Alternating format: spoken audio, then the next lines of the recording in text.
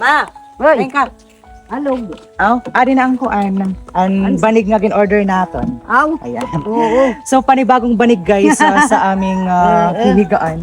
Napaka-comfortable po nito, di ba? Ang sarap kaya humiga sa banig kaysa sa kama. Oo, sa may papag po namin. Salamat. Yes. And of course, meron ako ditong gift for you. Oh, bye. Kasi alam ko guys na may mga pangunahing pangailangan din po ngayon si Mother. Ayan. Sana.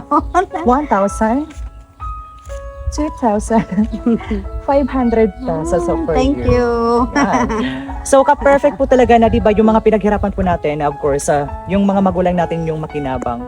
Kasi deserve po nila ito. At saka Lord, sana ibuhos mo na po yung ulan kasi 'di ba sa sobrang Thank you, init ng panahon, Lord. tingnan nyo. Ayan, magkakaroon na naman po tayo ng another blessings guys, galing po sa ating Panginoon, which is na umulan. Pero sana umulan talaga kasi baka ano lang yan, prank.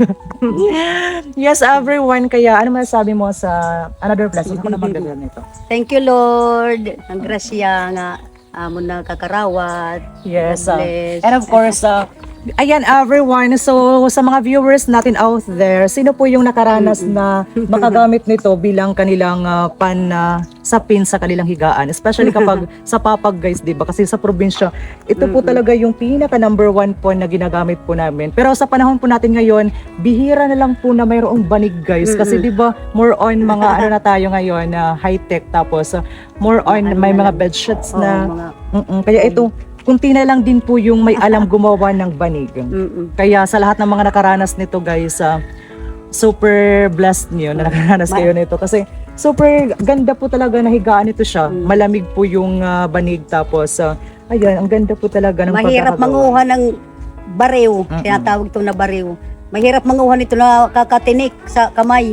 Kaya sa lahat ng mga marunong pa nito or sa lahat ng mga senior citizen guys or mga nanay na gumagawa Oo, nito, sana gumagawa turuan nito. natin yung ating mga anak or mga para sa future ba natin nga magka-adapt kita knowledge paghimuhin banig. Banig. So ayun na nga everyone.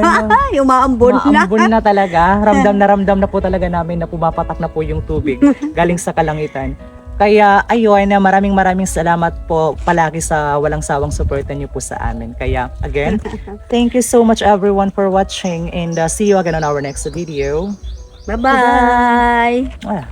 Ayan, so mag-iigib si Mario ngayon ng tubig para sana umulan para hindi na makapag-igib yun si Mario ng tubig guys, diba?